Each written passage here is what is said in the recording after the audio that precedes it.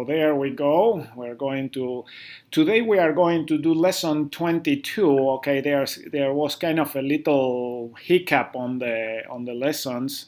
I didn't realize that I was missing one lesson on in Canvas, so we are going back to that one. So last time we talked about volcanoes.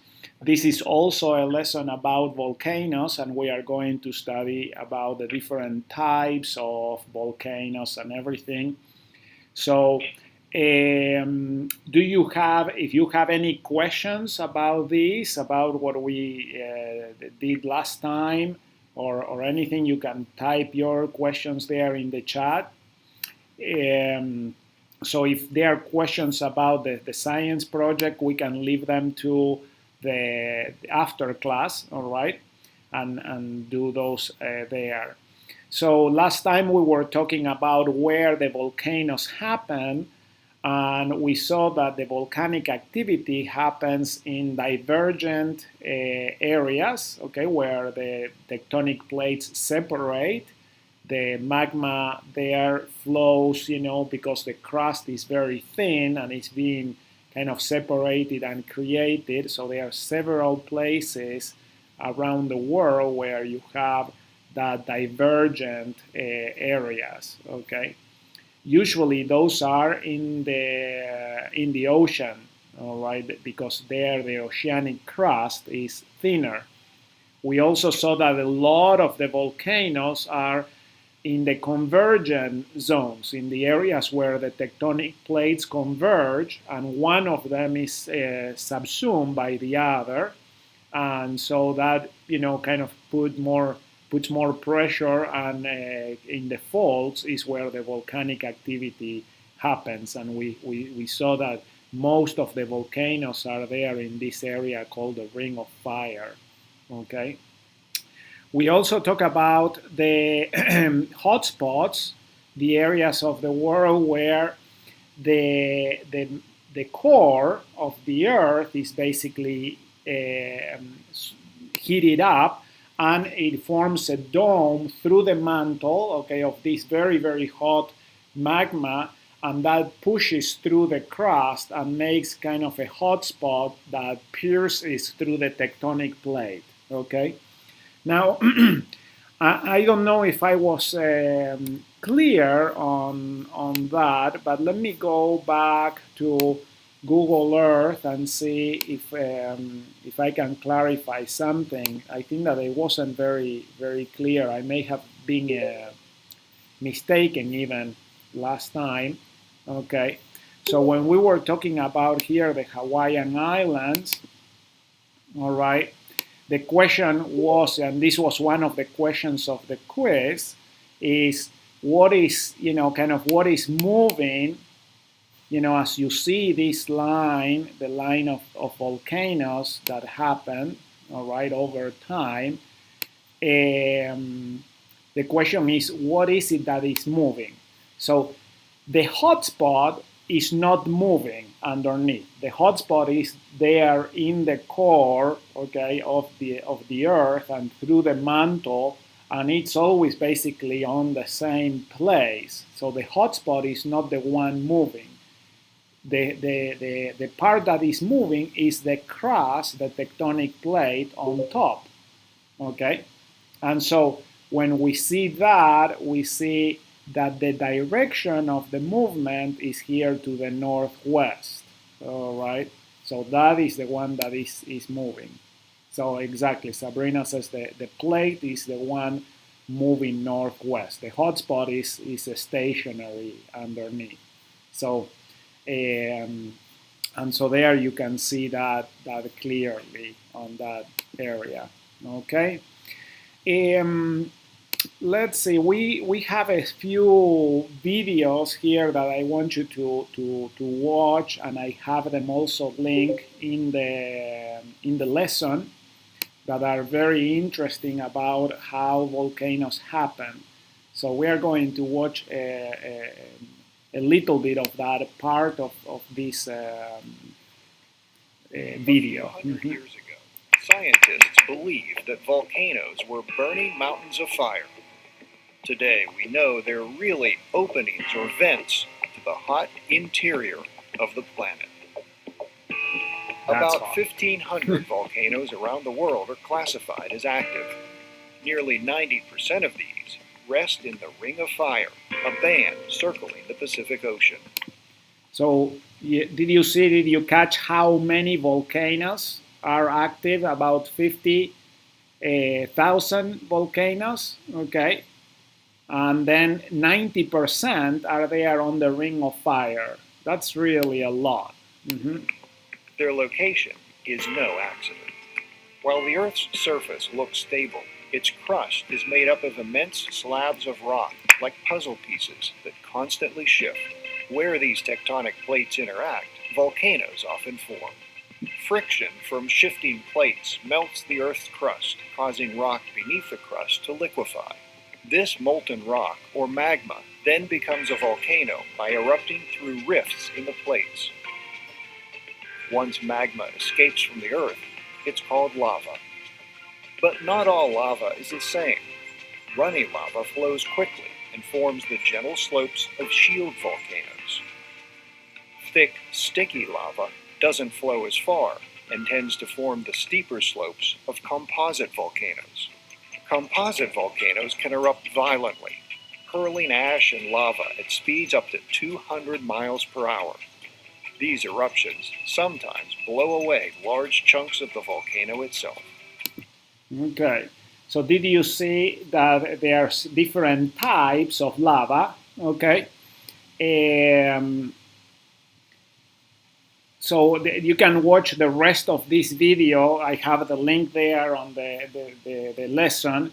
But there's different types of lava, and some lava that basically is very runny. Okay, runs for a long while, and so that forms a different type of volcano than the lava that is very sticky, all right, and that one kind of cools down faster and doesn't travel very far. And so that is a different type of volcano. In Wikipedia here, what I did is in the volcano article, they have all the different types of volcanoes. And so you have also the link in the lesson to all these pages that talk about the different types of volcano and where they are at and examples of those volcanoes. So these pages, as you study them, are going to be very helpful in answering the questions in the quiz. Okay, I haven't made the quiz yet. I'm going to make it right after the lesson. Okay, so, but here we have a shield volcano. Why is it called that way? Why is it called a shield volcano? Why do you think?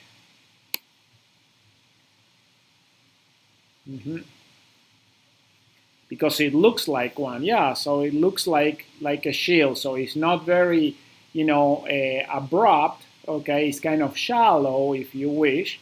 And here you have a picture of Mauna Kea in Hawaii, and so it is a very high mountain. And in fact, if you consider the mountain from the base of the ocean all the way to the top. Okay, because really Mauna Kea and Mauna Loa, that are the mountains there of Hawaii, they basically start at the bottom of the ocean.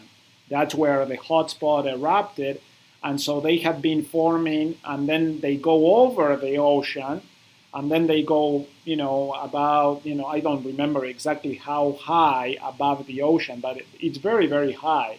And so that, if you consider the whole mountain of Mauna Kea and Mauna Loa, is actually much higher than Mount Everest. That is actually the highest mountain in the world, the mountain of the island of Hawaii. Okay, so that is where the shield volcanoes happen, and shield volcanoes have low viscosity magma. So low viscosity means that the magma runs for a long while, all right? And that is why they are flatter, these shield volcanoes, okay? So that is how they they are produced and everything. This is very interesting article. Shield volcanoes have very long and not very explosive eruptions. Okay, they like Kaliuea, the active part of Mauna Loa's volcano in the island of Hawaii, has been eruptive since 1983. Okay, so it has been erupting continuously longer than you have been alive. Okay, imagine that, and it is constantly changing and making new ground and growing the island of Hawaii. When the lava reaches the ocean, it kind of flows there into the ocean and keeps forming the island underneath. Then we have lava domes. Okay, other examples of lava domes, and Mount St. Helens is one of those types. Okay, and then we have volcanic cones. Okay, this is a picture of the volcano Osorno in Chile. And I remember actually seeing this volcano, one time I was about 16, 17 years old, and with some friends we went hitchhiking, okay, to this area in Argentina, right, this area, okay. See this mountain here is Lanín, all right, and let me zoom in. So I actually went twice. So here you see all the different volcanoes that are in the area. Okay, that is a volcano Chushueco. Okay, and this one Lanín is really very impressive because it has a very steep profile of the mountain. Okay, it's beautiful, a beautiful, beautiful mountain when you see it. Okay. And it's right in the border between Argentina and Chile. Right in the border. The yellow line is the border, and the tip is right between one country and the other. One time I was hiking here from the south side of the volcano, and we were camping close to this lake, okay, El Lago Paimun. All right, and there's a trail. The campground is about in this area, and there's a trail that goes around here, and I was able to climb to about this area, okay, of the mountain. And then the next year, I went with some other friends, and we went to the north side, and there's another lake here in the border, okay, El Lago Tromen, all right. And the campground is right here in this area, and there's a trail that actually, this trail here that goes all the way up to the summit. So this is the actual way to go to the summit, is to go from the north side. You can actually even see the trail right here, okay, and it goes to the top. And one day we climbed probably about to this area. Okay, we didn't follow the trail, we were just kind of hiking, and we climbed here on the west side of the volcano. The other day, with another group of friends, we crossed really into Chile, and we climbed here onto this side, and we were about this area. I remember this very, very well because this was a memorable expedition, really. And then we came back to this road and went back to the campground the next day.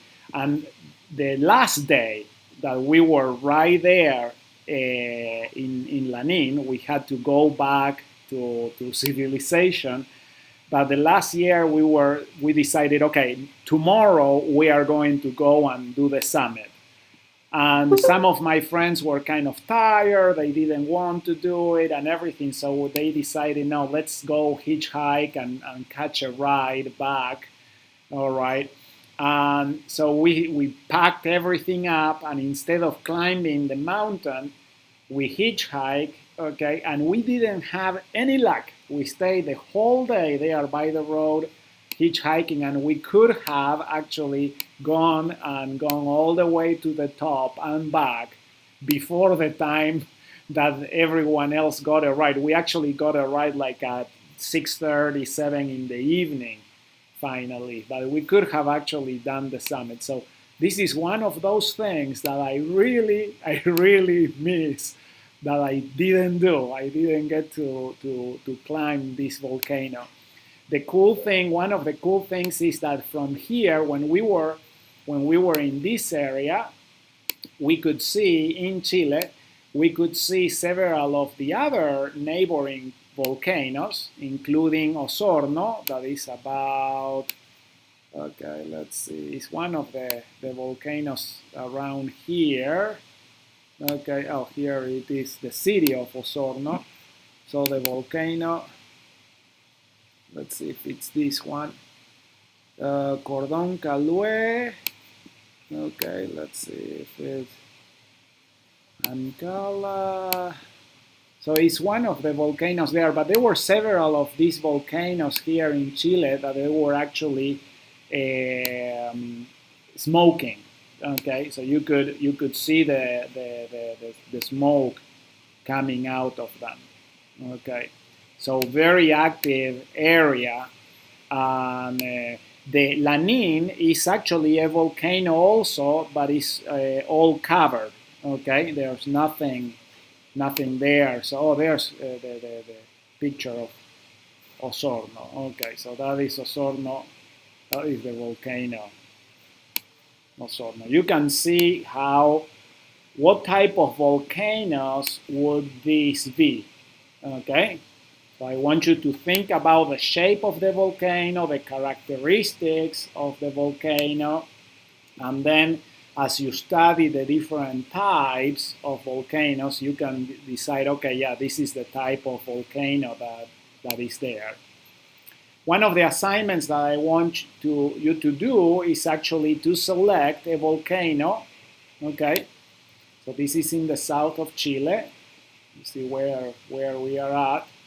And to study the volcanic activity of that volcano, all right? So this is not a hotspot, Sabrina. That is a good question.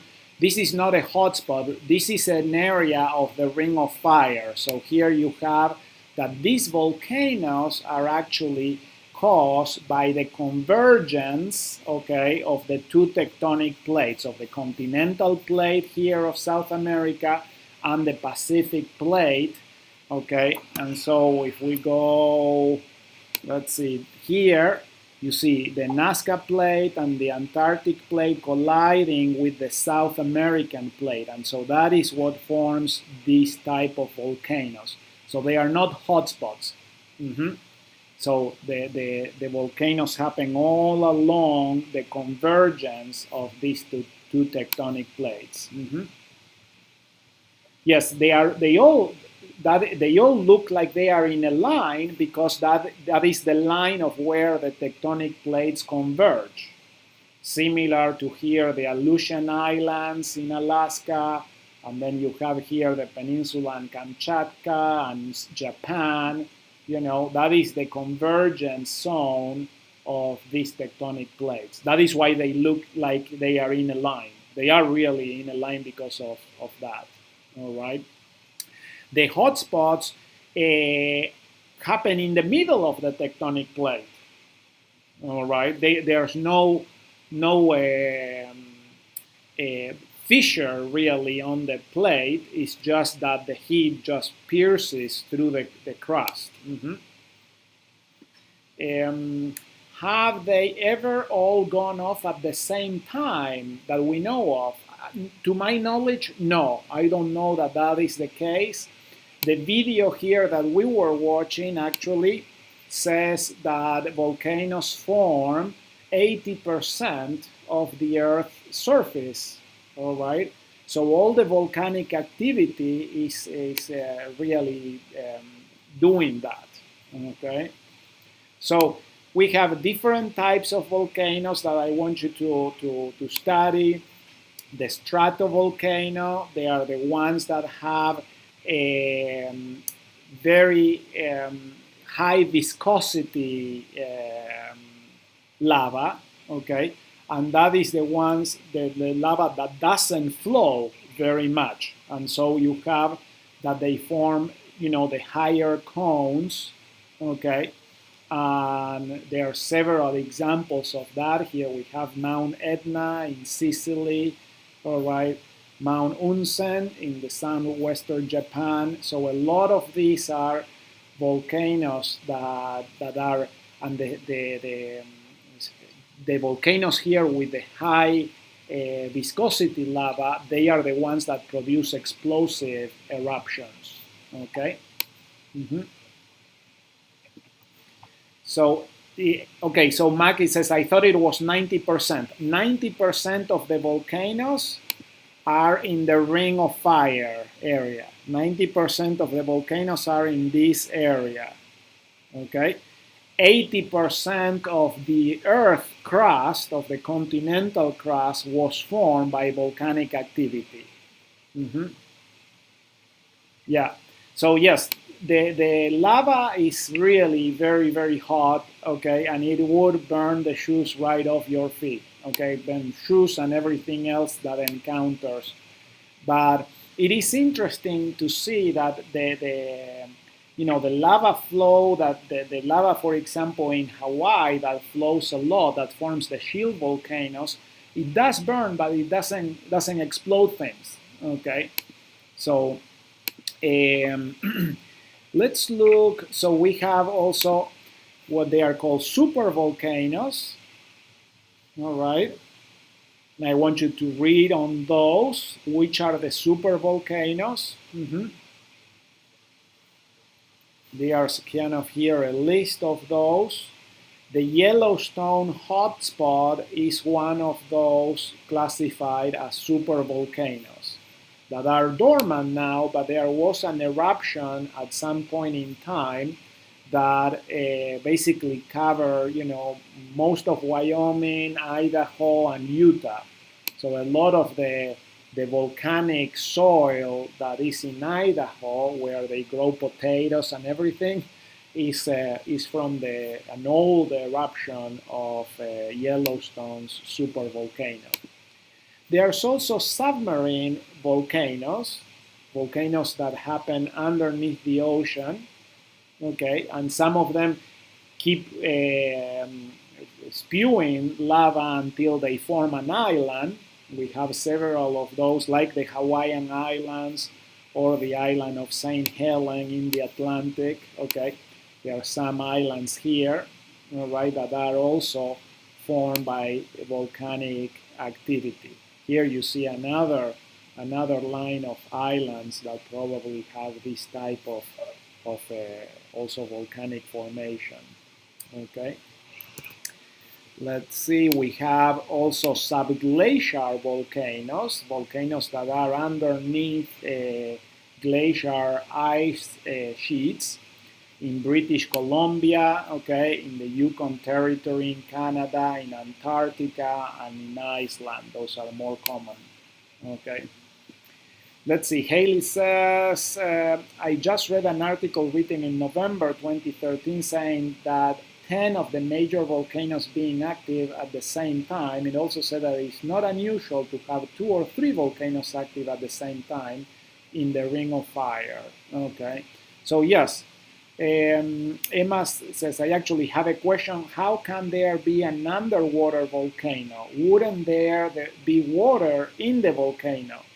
So that is a good question. So the thing that you have to understand and remember is that all these things are fluids, all right? So a fluid is something that moves, something that has plasticity and moves.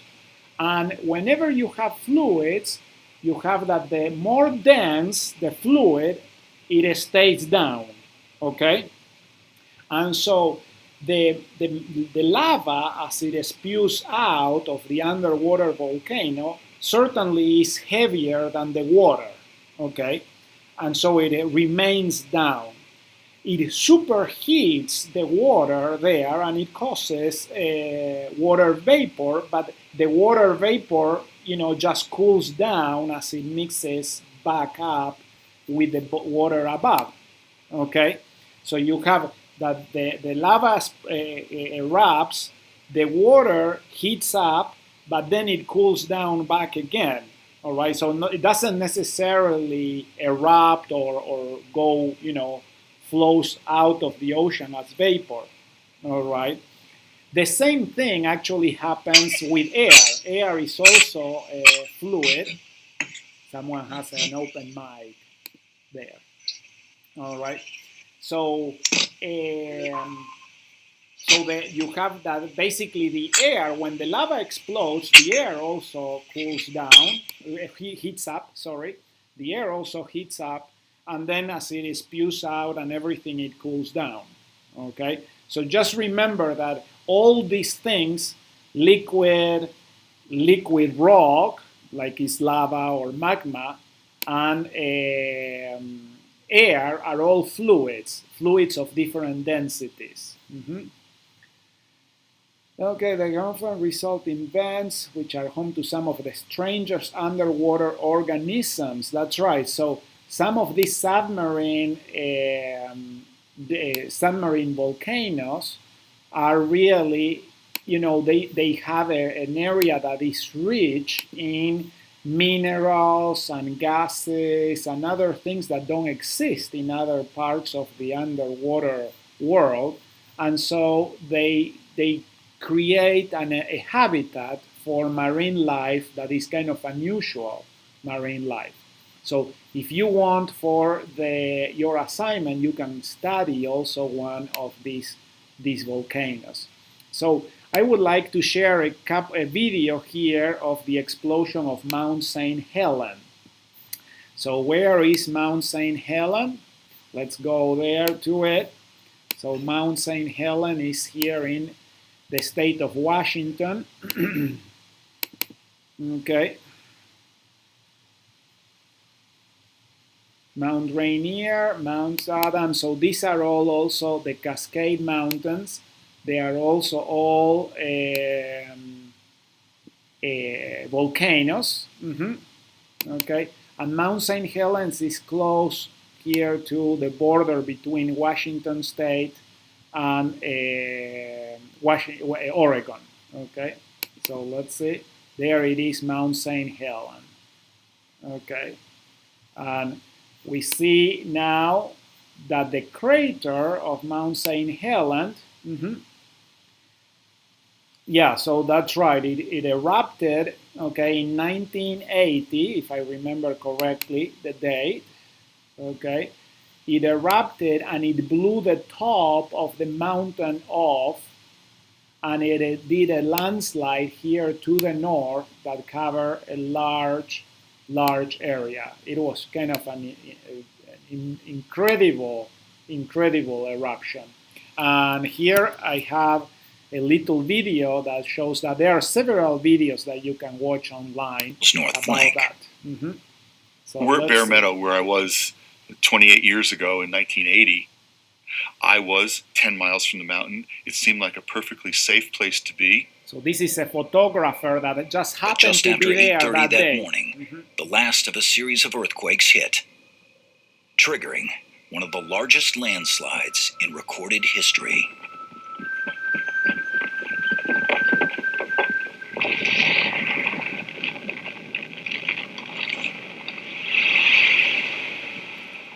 I glanced over at the mountain. Wow. And the entire north face was in motion, was sliding down. And it's such an unbelievable view that I like shook my head and I said, am I really seeing this?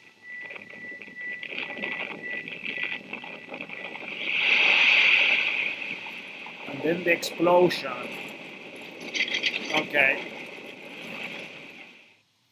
the column of ash of Mount St. Helens, okay, the ash went all the way to across the country, really, but in Idaho and here in Utah, it was very, very visible, really. Okay, so yeah, an amazing thing. Okay, that was scary, and it was it was a huge plume of ash that erupted. This is another eruption, okay, that these people recorded, and it's on Krakatoa, okay, and Krakatoa is another volcano that is in Indonesia. So if we go, let's go out, okay, and let's go to the area of the world there. So here we are in the Indian Ocean. Okay, no, yes, this is the west side of the Indian Ocean. Okay. And Krakatoa is here in the island of Java, east of Java. I don't remember exactly where, but it's somewhere around this area. Okay. Okay, well, you can find it there, but this volcano actually has erupted several times. Okay, let's see. You say you cannot hear anything, Jens? Okay. Yeah.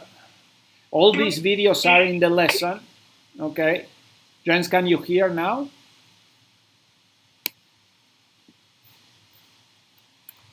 Let me go to this video here of the eruption of Krakatoa. I'll need to. There it goes. And these guys are about just a mile away on a sailboat, and they just happen to record the eruption. All right. Sometimes they can predict that things are going to happen in these eruptions because there's kind of movement. There's earthquakes or bulges where the mountain starts moving and bulging up. All right. So very, very incredible. All these links are also in the lesson. Mm-hmm.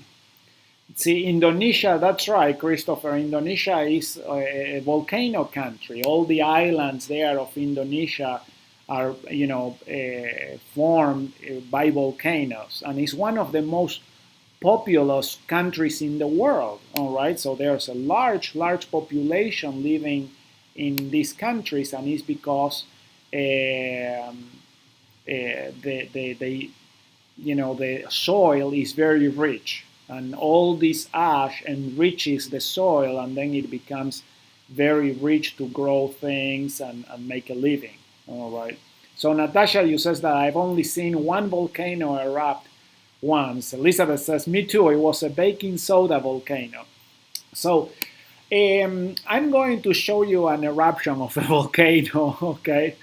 That I did. You remember that I said, oh, we are not going to do eruptions of volcanoes, but actually we are going to do some of that. Okay. So in the last lesson, I told you that you could use a Pyrex glass container to do this, but actually I would tell you don't do this. All right, so I felt that we were safe, that I was safe. I have a Pyrex measuring cup, and so I put a layer of cream of wheat with red food coloring. Then I put a layer of oatmeal, and then I put a layer of chocolate pudding, okay? And I thought, oh, yeah, so Natasha, you says that you saw a real volcano. Which one was it? Where was the volcano that you saw? All right. So anyway, so I make this, and I put it on the stove, and my wife said, I don't think that you should do that, okay? And she asked if I had heard right. Okay, yeah, you heard right, Annika. Okay, but this is my bad. All right, so don't do this. What happened was that my wife quickly went on the internet and Googled Pyrex stovetop, heating and everything, and she found that these Pyrex cups are not made how they used to be made. Okay, so Pyrex meant that they were really heat resistant and that you could actually put them on the stove and they would not break. But later on, Pyrex started doing things with a different type of composition in the glass, a different type of silica, and now they actually break, okay, if you apply uneven heat. So if you are in the microwave, you are okay because the heat is all consistent. But if you are on a stove, don't do it, all right? So my wife safely stopped me, and I listened to that, and I was hoping that none of you try this. All right. So, but we can do it another way. So I use the second try.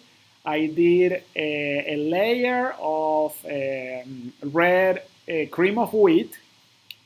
My second layer was potato flakes, so instant potatoes, and then I put my crust of chocolate pudding. All right, but I did it in the metal stove. All right, in the metal pot. All right, so let's see what happens here. Okay, so this was, how it looked like. All right, when I started putting into the pot, and so let's see the video of what happened here. Okay, that's oops. Oh, come on. Let's watch the video. There we go. Here we are. We are applying heat here to the 3 layers. That's my son talking in the background. You need to move away because this can explode. Okay, move away, really. We have 3 layers of the core that is being heated up, the mantle, and then the lithosphere. So respectively we have a cream of wheat for the core, red cream of wheat. Then we have a layer of instant potatoes for the mantle, and the lithosphere is chocolate pudding. Okay, yeah, so I told him to go away because I really didn't know how this was going to go, okay? I didn't know if it was going to be kind of a high viscosity, stratovolcano, or a low viscosity shield volcano. So let's see what happens. I don't know if you can see, but now it's starting to move. You can see that it's building up some pressure underneath. Okay. I've already been heating it up for a couple of minutes. Can you see it, how it's moving? Back on. There you have a vent on the side, and it's starting to see the red, the core, convecting out. Okay, so you can see that spewing out, and the white of the magma also. So the eruption always happens kind of in the weakest part of the layer, and then it continues happening, but you see how the magma erupts and it builds up. So that is exactly how volcanoes work also on the Earth.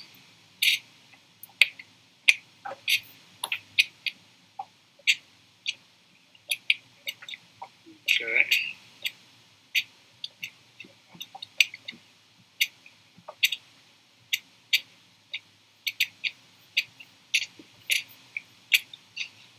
What type of volcano is this? What would you say?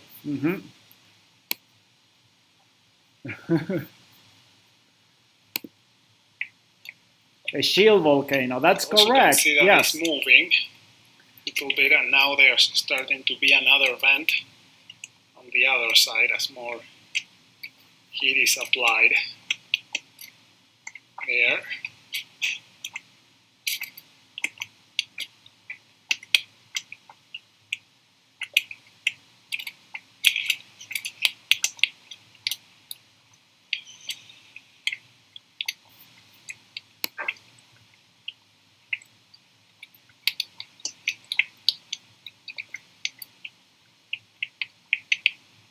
And you see that as the magma comes up and erupts over, the footing of the lithosphere actually is being moved down, okay, and is going to be kind of recycled and melted into the magma as it goes further down. It gets heated up, and then it's going to be erupting back again. So that is kind of how you see the... So Annika, you asked how did I know this was going to work? Okay. So, basically it's applying the same principles of how volcanoes actually work. Okay. So I had never done this before. This was the first time that I did it, and I tried, okay, like you said, a couple of times. But I want you to see is that as you see the theory of how things work, you can apply that and then devise experiments that allow you to see if your theory is correct, okay? And so in this case, we have the theory of tectonic plates, we have the theory of the different layers of the Earth's core, mantle, and the crust, okay? And so you build a model. This pod is basically a model of that. You apply heat from underneath, and that would work basically how a volcano works, okay? So you say, Christopher, you should make a stratovolcano next. Oh, okay, yeah, we could try something like that. I would need to think it through and probably do it outside the house somehow, okay? This didn't burn because it was still having a lot of water, moisture, basically to go around. So I didn't eat it either. Subduction zones where the area of the lithosphere goes down into the magma and it gets into the mantle and it gets recycled, it gets heated up. Once it reaches up lower levels, and then it comes spewed up again. So we have 1, 2, 3, 4, 5 areas of volcanic activity here. It's interesting that all the volcanic activity, where did it happen? Where did these events happen? Annika says, I was wondering how you knew that pudding and grits would recreate it. I didn't know, okay? I didn't know for sure what was going to happen. All right. So, but it's interesting, one of the things that I found interesting is that all the volcanic activity happened really in the weakest area, okay, of the crust. So the area where the crust was basically open along the edges. It didn't break the crust at all. None of the vents broke the whole tectonic plate, if you wish, of the chocolate pudding. All right, it is just like false. So there you see how that works also.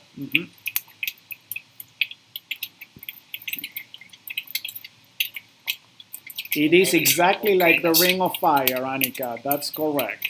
As they erupt, they pour out the lava. form new ground, new mountains. We are seeing more and more of the older lithosphere of the chocolate pudding going down. You cannot see this very well here, but what happens is that now part of the spewing here is starting to look brown also. So you see it's recycling the chocolate pudding, heating it up as it goes down, and then spewing it out. We found out on the internet that that was not a good idea. So don't do it with a glass pan.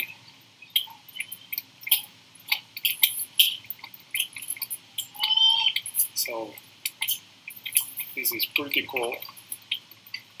Yeah, that is true. That is convection, and it would be very interesting to see if you could, really put the heat, from a burner maybe in just one spot and see if you can make more of a hotspot volcano.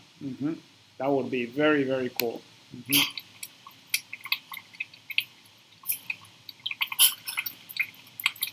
So I really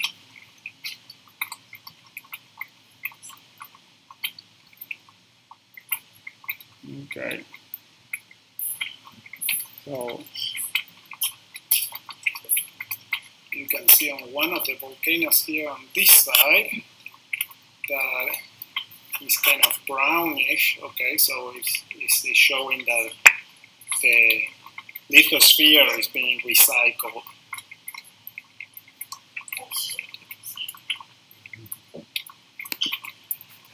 There.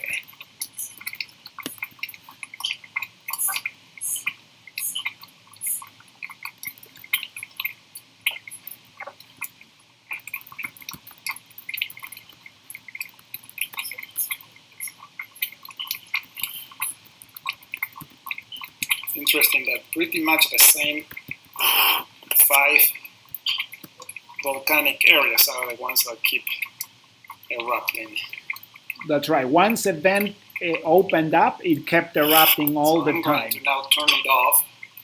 Okay. And then I'm going to let it cool down, and then we'll try to do a cross section of this and see how things look inside. Okay. Of course, I have to do a lot of cleanup for this.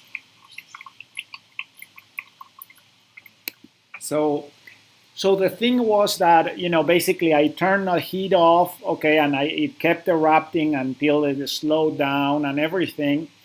But you could see the flow of the lava, basically, all right, of the material, how it flew, and the edges that it made.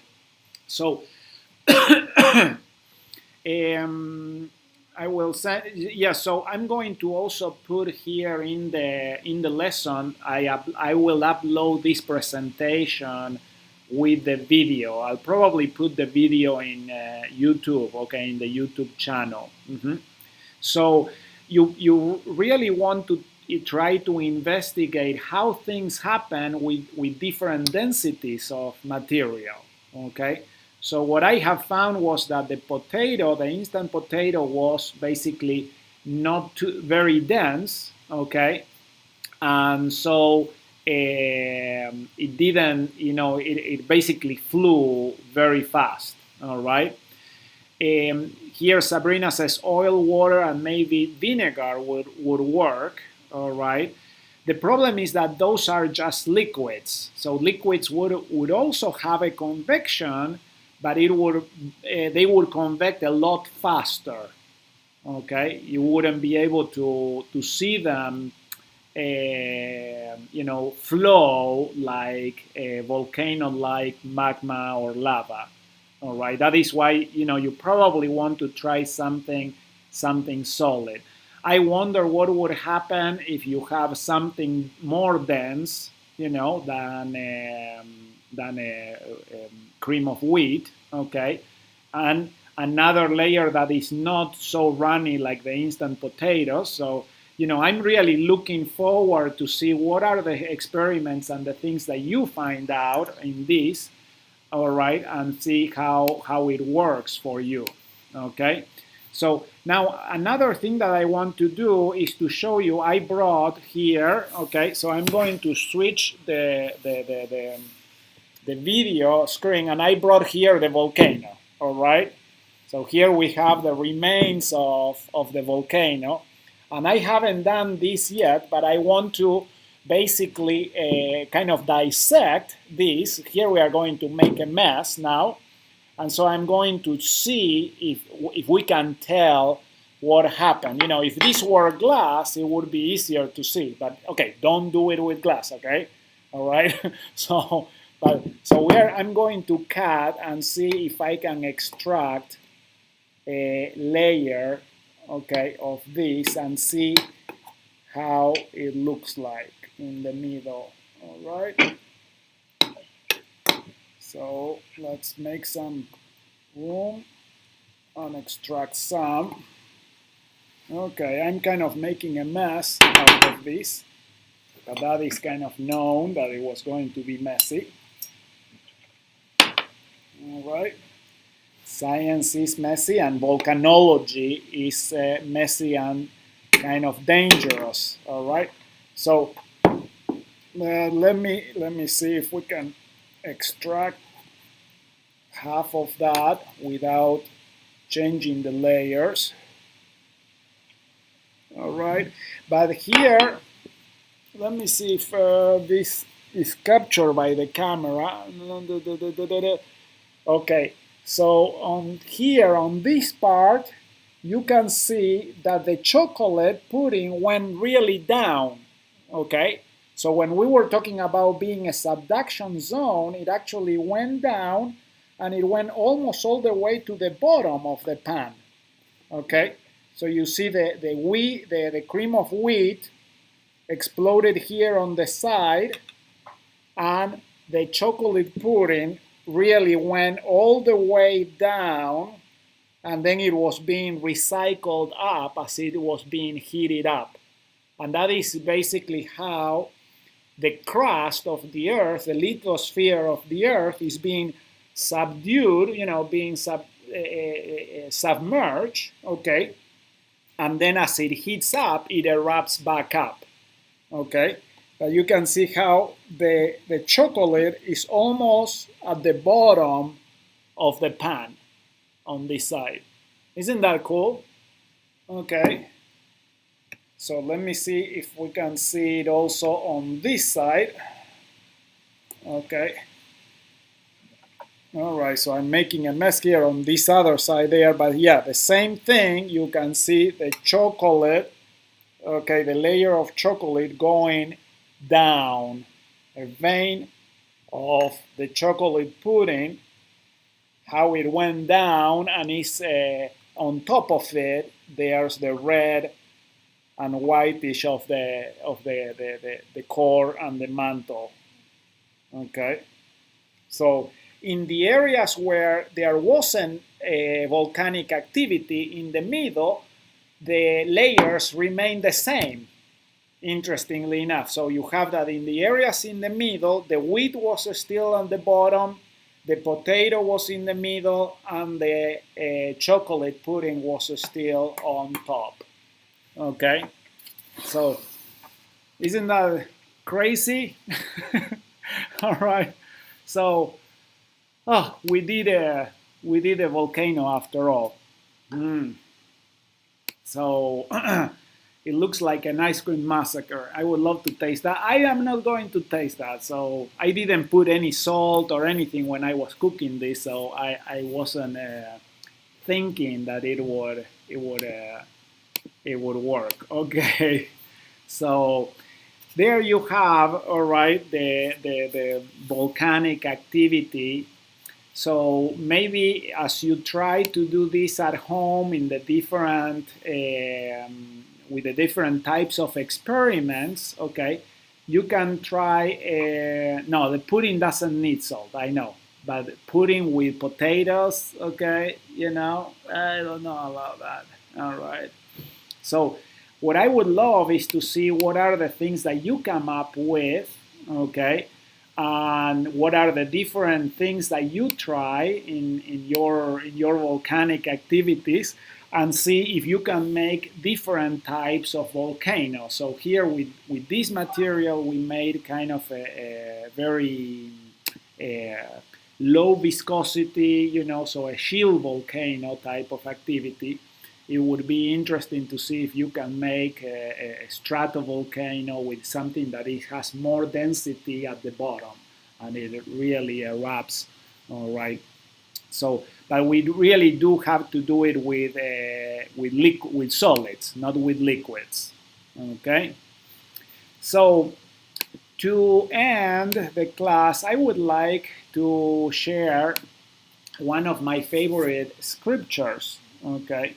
So one of the principles here in the class is, these volcanoes really all happen because of pressure, the pressure that the earth puts on the material, okay, on top of it and everything, and so the pressure builds up, and that is where it explodes in volcanoes and geysers and so on. So how do you react when you are under pressure?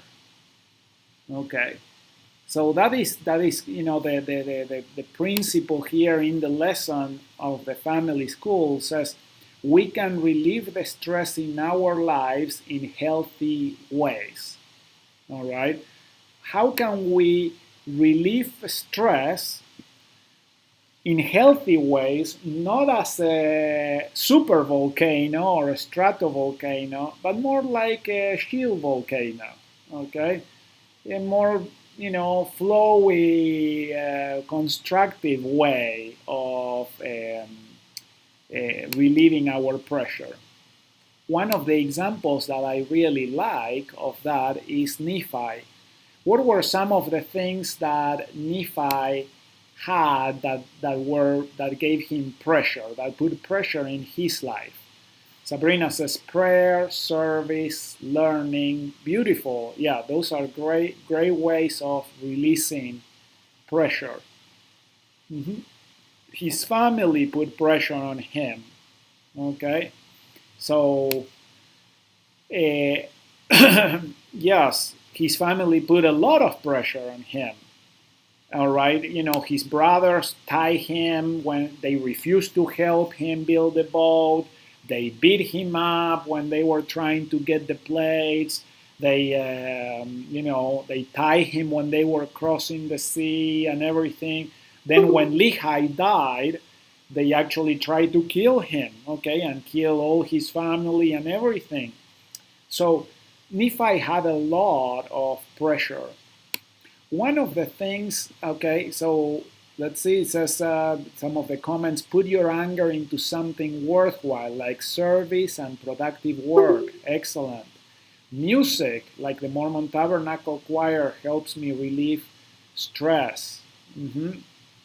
Ishmael's family also put pressure. So, it's interesting because Sabrina says, I think family is always one of the biggest sources of pressure. It is interesting because our closest relationships, okay, the relationships that we care the most are usually the ones that put the most pressure on us, okay, and that cause us to have these type of pressures. And Nephi and his family are really a good example of that, okay. So Nephi did something also that was very remarkable. In chapter 4 of 2nd Nephi, this is the part where it tells about Lehi passing away. Okay? Basically, it says, and it came to pass after my father Lehi had spoken unto all his household according to the feelings of his heart and the Spirit of the Lord which was in him, he waxed old, and it came to pass that he died and was buried. Okay? So imagine the situation now there. Okay? So Lehi dies, Now Leman and Lemuel want to basically assert their authority because they are the older brothers, okay, and they confederate with the sons of Ishmael because they were angry because of the admonitions of the Lord. Nephi had the not very happy position that he had to admonish them, he had to teach them the things that they should do. Who likes to be told by a younger brother what you should do? Okay. Probably no one, and this family was no exception. Mm-hmm. Yes, it's true that your family also expects more of you than the outside world because they love you. Okay, and that is where the pressure comes in. Why did Nephi exhort his brothers all the time? Because he actually loved them, he cared for them. All right, and so here is the situation, and basically Laman, Lemuel, and the sons of Ishmael tried to beat him up and put him to death and everything, and Nephi escapes. One of the ways that he releases pressure is by writing the scriptures. Do you like to write in a journal or something? Have you found that also a way to release stress and pressure? I would love to invite you to read and study this chapter, especially the end, from verse 18 to the end. It's called the Psalm of Nephi. And it's really like a prayer, like a song, and talking about the pressures that he had and how he trusted in the Lord. He turned this pressure and all the stress that he was feeling into focusing in prayer, focusing in the things that he needed to do for and with the Lord. Okay, so I would love you to study this chapter and see how does it apply to you in your life. Okay, so that is going to be one of the assignments for the lesson. Okay, let's finish with a word of prayer. Okay, and then we'll finish the class. So Annika, you say, I write every night, good and bad. That way I can read the good stuff after getting rid of the bad. It is nice to be able to see that it isn't always so bad. There are happy times. That's right. And so that is one of the things that here Nephi portrays when he thinks about his enemies, the people that are trying to hedge his way and everything, and they are his own brothers. But then he remembers the goodness of God. He remembers the good things that the Lord had done for him, and that changes his perspective. Okay, excellent. So you also mark in different colors in order to indicate the mood, so you can read back, down, that. Excellent. That is awesome. All right, let's see. Who would like to offer a prayer to finish? Christopher, do you have a microphone there? Can you hear me? Yes. Go ahead. Oh. All right. Our dear Heavenly Father, we thank Thee for this day. We thank Thee that we were able to have class today, and please bless us that we'll be able to do all the things that we have to do. And we say these things in the name of Jesus Christ. Amen. Amen. All right. Thank you, guys, and I hope that you enjoy this lesson as much as I did in making all these eruptions and volcanic activity. Okay. Thank you. Yeah, Pablo. Yes.